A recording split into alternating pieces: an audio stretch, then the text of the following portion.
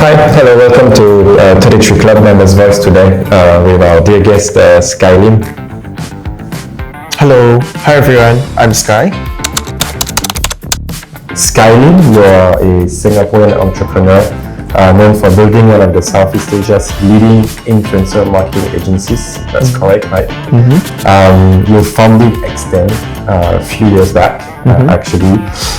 You work with major international brands across Singapore, Malaysia, Indonesia, and under your leadership, X10 grew into one of the most recognized regional agency.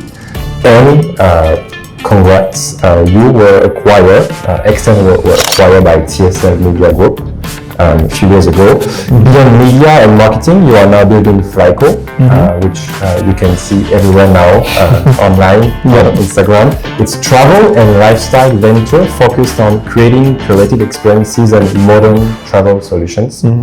With all this achievement and all the plans that you have, maybe you can start with who you are. Where did you grow up? How was your childhood in Singapore?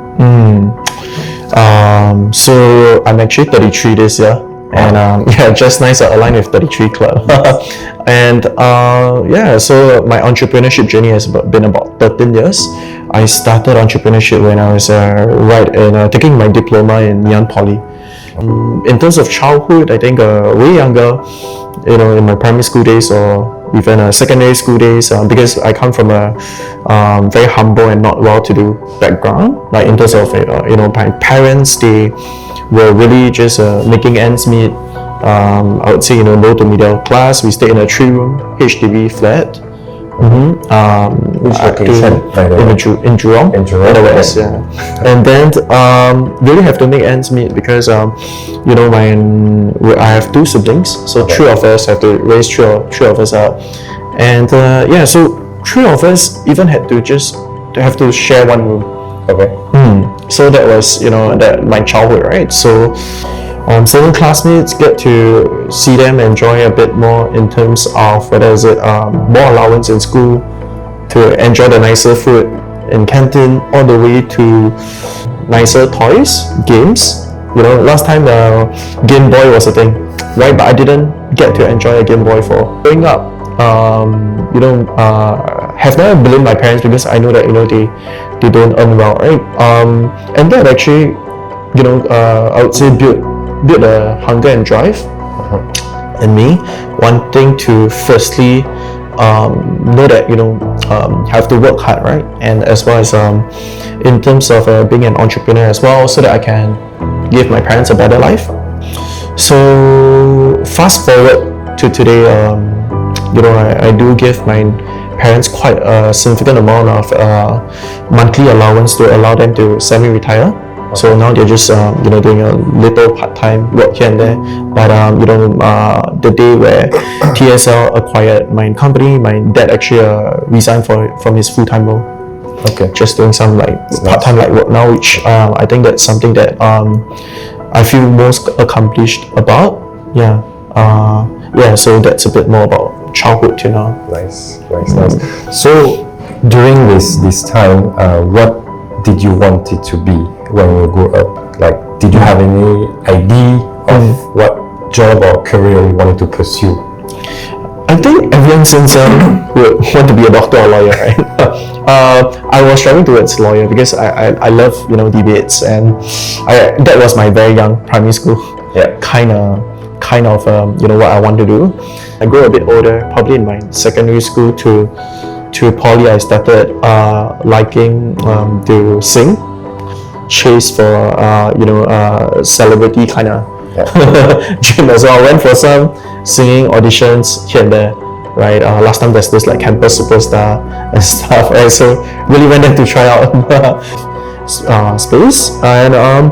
And fast forward, I discovered that I really loved business when I was in my business school in Ngee Ann. So as much as they share that education is the most important, but in my experience, actually education really allowed us to, of course it's not on the very technical side of things, but it's more on allowing us to discover what we like, and also definitely some of the the soft skills that we develop as well from school and curriculum. My lecturer, some of them used to run certain businesses and share a bit of their story, some of the clients they serve, and as well as I look at quite a fair bit on that, and that's where I developed my passion to look at business ideas, to look at business proposals. So most of the time in school was really I'm always on my laptop looking at business ideas, looking at problems I can solve, and then if I have certain ideas, I build proposals. Also, there were many ideas that I tested, I want to do. I did a lot of research. So that was my school days until I developed like a project which I pitched to my school, and they funded my first startup project. Okay. And that's when my entrepreneurship started. So yeah. So with this path in school, is there like for example this one or another one that was a failure or a success? Yep. First startup was definitely a failure. A couple of things. So we tried building an advertising platform, pretty much a web-based platform. When we were younger, definitely less experience, less connections, as well as building from scratch, right? Having to learn, the arts of doing business, client negotiation, how to create a good offer, a good deck, a good presentation. How do we value add to clients as well? I think these are things that we lack of since young, so that's why it wasn't easy also to even generate revenue.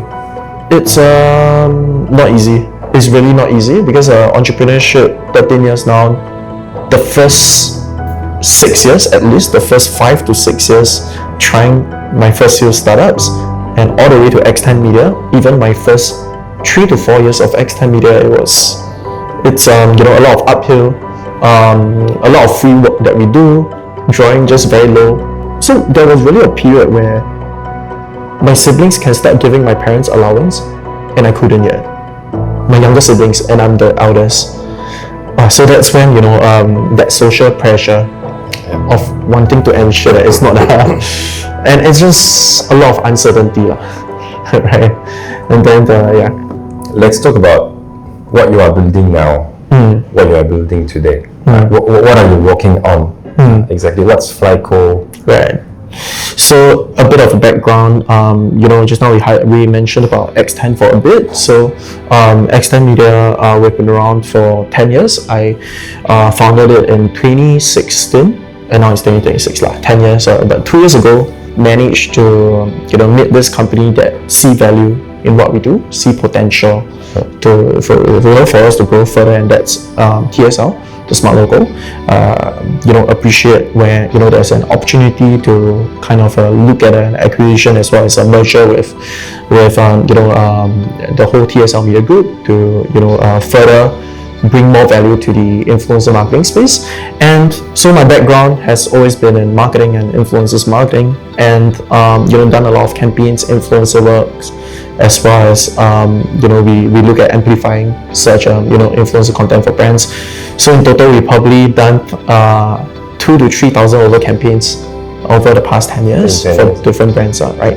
And many good brands as well. Won quite a number of marketing awards, and so that's in terms of background. But through that, right, it allowed me to firstly see the value of influencer marketing, as well as being very familiar with the strategy, and 10 years on the agency side serving clients. And why I decided to build FLYCO, which is my current new venture, is because I wanted to put all my knowledge, all my experience serving clients to promote their product, to be able to promote a product that I can call my own. So I understand being building my own brand, adding value back to myself apart from just serving clients. So that's where my sense of achievement is. So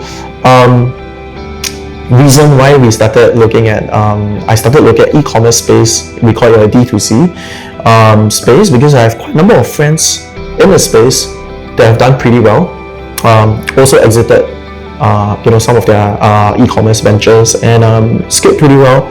And not just my friends, but of course in the space, in the Singapore e-commerce scene, you see brands like Prism Plus, and so on and so forth, right? That's been doing very great e-commerce world within a short span of 4 to 5 years managed to dominate the market over traditional brands, right? And that's when I see Prism Plus doing your TV and electronic appliances, and then we also see ErgoTune in a chair, ErgoTune and Secret Lab in your chairs and office furniture space, and then we see more and more brands serving different industries, right, from massage chairs to hair dryer like Strive or Bounce Back, right, for anti-hangover.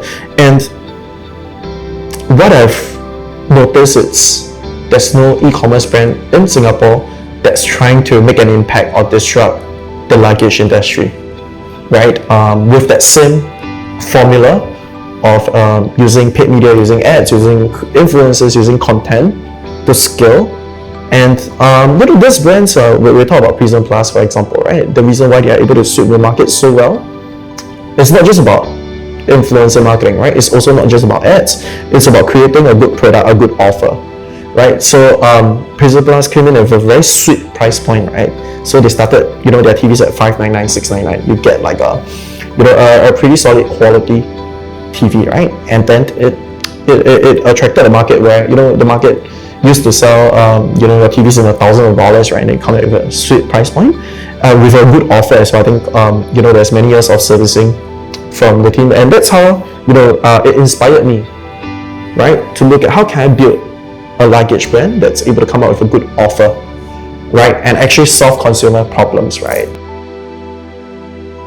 When we talk about luggage, I mean, wheels are usually the first or most common that give ways, right? That's one. Second, it's definitely, we talk about durability as well as lightweight.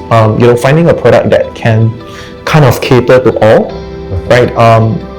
Truth to be told, I think the luggage options in the market, definitely, we hear from consumers on how they have tried the different brands in the market, but there's also a reason why you see quite a lot of travelers really just buy off a luggage from Taobao, right?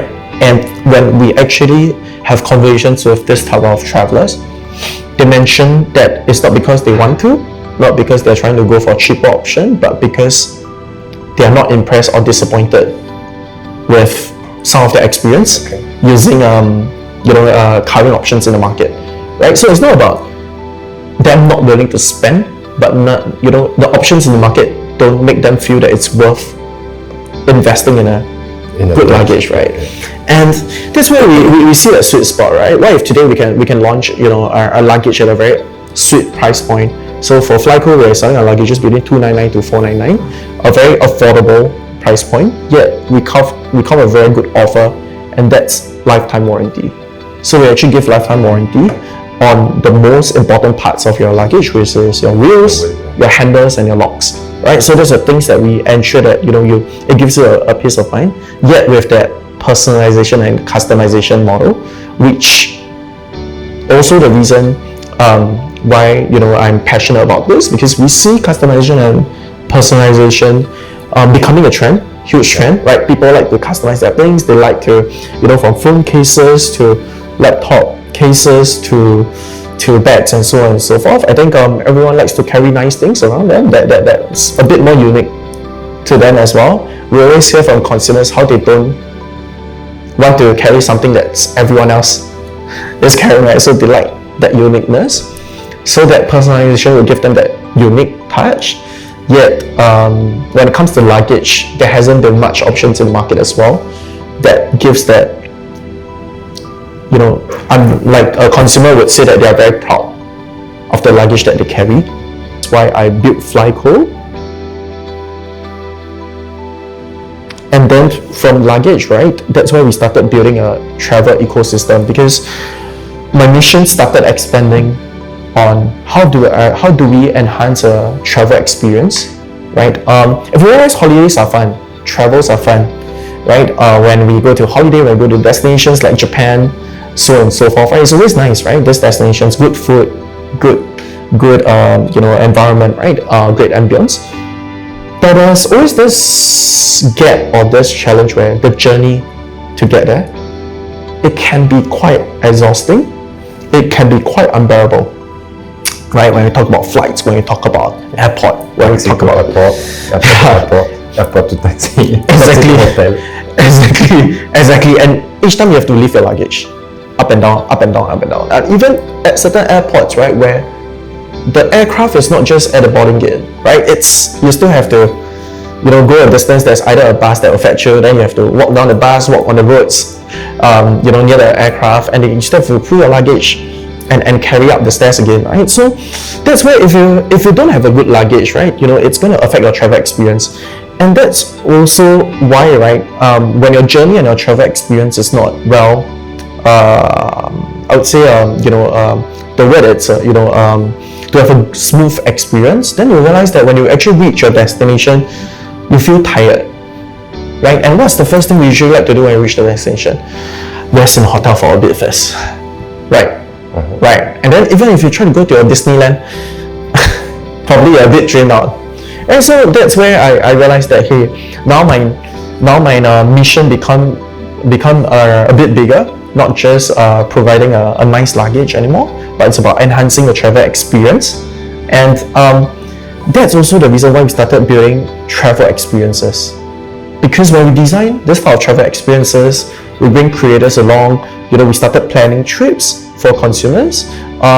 Firstly, that will take the hassle of them on every part of the journey of the trip, right? From planning itinerary to booking places, as well as also looking at in terms of building the travel experience in a way where, because I realized that when the first time I went to Ho Chi Minh, right, Vietnam, that was when we started doing our early recce, our luggage shoot, right? I don't seem to enjoy Ho Chi Minh at first. And then I repeatedly go to Ho Chi Minh quite a number of times. And then that's where I discover where are the good places to go, where are the good food, right? But fortunately, because I went back repeatedly a few times, I start loving Ho Chi Minh, right? So it comes back to, and if you bring that back, right, you'll start realizing that you really get to enjoy the best of each city or destination when you really get to experience the good places and good food. Right, but if we were to just plan an itinerary from scratch, I mean, as what travelers and consumers will do, sometimes some places or food can still be a hit or miss, right? Like you go to this restaurant, it seems very highly reviewed, but sometimes it's just not so nice, right? Or certain places, they always say, oh, it looks nicer in picture, right? More underwhelming in real life, right? So that affects your travel experience. And that's also, contribute back to the mission of us designing experiences like this, so that our travelers only enjoy the best of this destination. What trend do you see in the next 5 years that will be helping you to shape what you are doing now?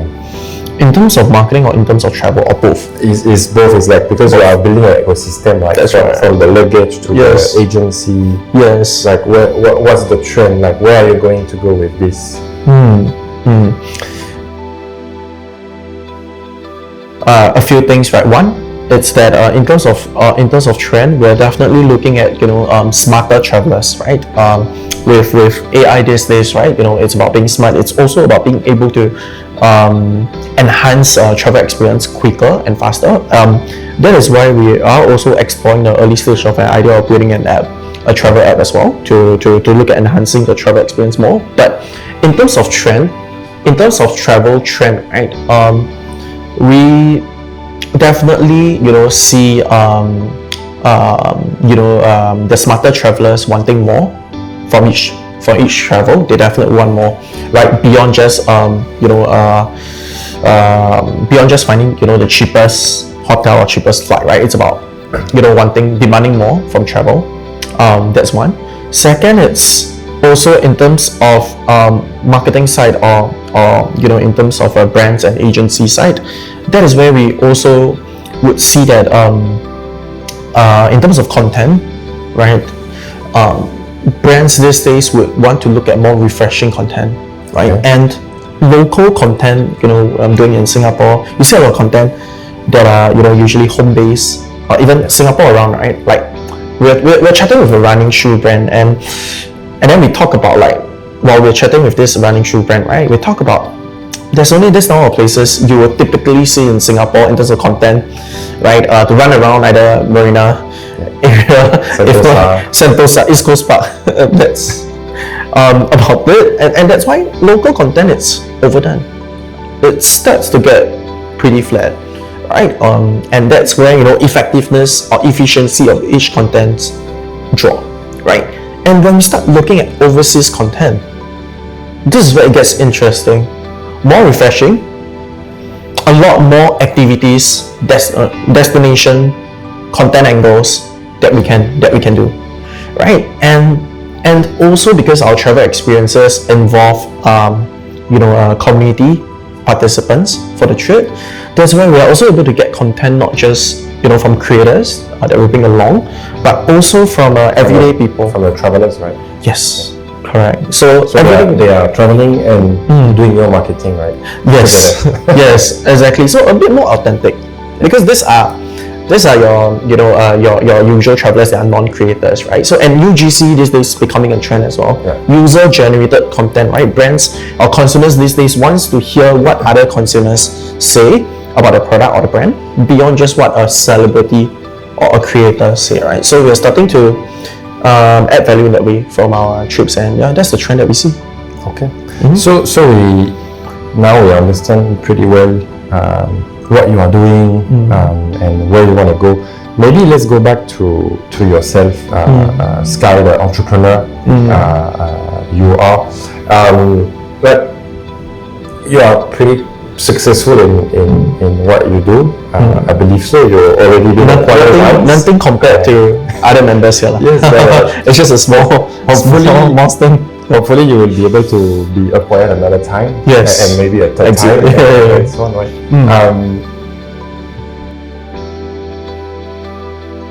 So today, soon you are going to turn 33, right? What would you say to your Skyline at 23 years old now, 10 years ago? Speak less, listen more. I think that's something that I wished I could really listen more. It's not just about listening, but absorbing more from my mentors, right? So I'm glad that I'm actually very fortunate throughout my entrepreneurship journey. I always had mentors around me willing to give me guidance, right? Some of these great mentors, but the younger self of me could have that fair bit of stubbornness, right? Own thoughts, right? Okay, even my advisor or my mentor shared me this. Hey, actually you should do it like that, but I have my own thoughts. I want to try it my way. But this is also good, right? This is why you are here today, right? It's stubbornness and not listen to the negative side of entrepreneurship. Yeah, agree with you. That's why I can also then withstand the social pressure.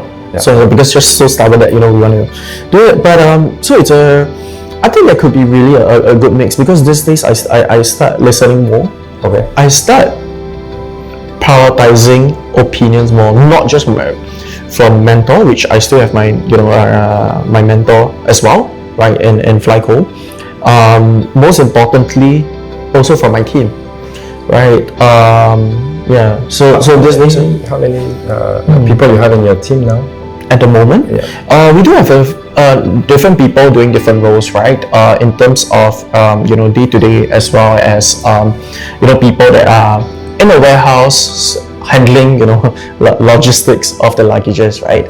I would say in terms of day-to-day, in terms of based in working together day-to-day, it's about 5 of us. Okay. 5 to 6 of us. But in terms of doing the delivery, we also do work with some people that's a bit more remote, that in that sense. So example, our video editor, our paid media ad specialists, work on a remote basis. So probably we are, including a couple of my active partners, we're about a team of 10 in total. But yeah, day to day, very actively see each other, it's about 5 to 6. So saying day to day as an entrepreneur, do you have any routine that you have been following that grounded you and made and shape you?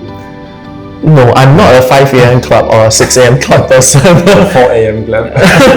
No, I'm not. Let me think. In terms of what type of routine, I think the routine is, let's be honest, right? Some days are gonna, you'll feel a bit more on momentum. Some days you will feel a little less on momentum, right? So I think as an entrepreneur, my routine is to really ride on the good momentum days So you go with the flow.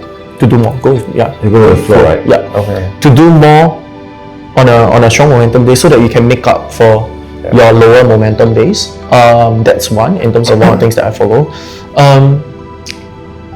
Secondly, it's also I would say to spend time with the team a bit more, to really have check-in sessions with them, have more conversations, be a bit more personal. I think sometimes lunchtime are a great time to really talk to them outside of work. Right, that's one of the routine that I follow. And apart from that, it's a bit of a me time as well. Yeah. To do some reflection. Do you do reading, or do you watch any podcasts like in your me time to Podcasts, reading a bit lesser. I do a lot more reading in my younger days. Okay. These days a bit too busy to read, but in terms of self-reflection, yes, I do watch videos from Tony Robbins as well as Gary Vaynerchuk. And from there, sometimes I definitely do my reflection time to time as well on what I can do better, what are some of the mistakes that I should reflect, and how can we continue to strive to improve. Do you belong to of course you are with us in 33 Club, but do you have any community you are working with which also can help you, or you can also help them? So ever since I did my acquisition, I built this small founders community called the Founder Circle. So that's where we come together, have some conversations, and inspire each other, exchange some insights as well among founders. I think it's also important to go for networking. As a founder, that's also one part of the routine. To really go out, meet people. That's where connections continue to flow in. Example, that's one of the reasons why I joined 33 Club, right? Because we're able to network, we're able to meet great people here, learning insights, or even building any business relationships as well. So can you give an example of a good, meaningful connection you have made here in 33 Club? Yourself, actually. I think it's nice meeting you. But apart from that, right, I've actually met one of the member here. Actually, not just one. So I became quite good friends with a number of the members here, right? And we go for drinks sometimes, and celebrations and stuff. But I think most importantly, it's to really zoom in, right? One of the members actually became, did a small investment in FLYCO. And so it became, we have that business relationship. I think that's very meaningful, because that's where we get to meet members that could be interested in what you're doing and see value, and ultimately could become partners or investors with you. So it's a mix of friendship and businessship relation. Yes. Right. That's what I value about 33. So far. So how do you utilize 33 Club on a daily or weekly basis? I mean, this is a good place to host, to have meeting with clients. I think it's impressive, comfortable, right? For business conversations to flow. I think one of the things about business conversation is you need a very conducive environment to be able to make a prospect or a client feel relaxed.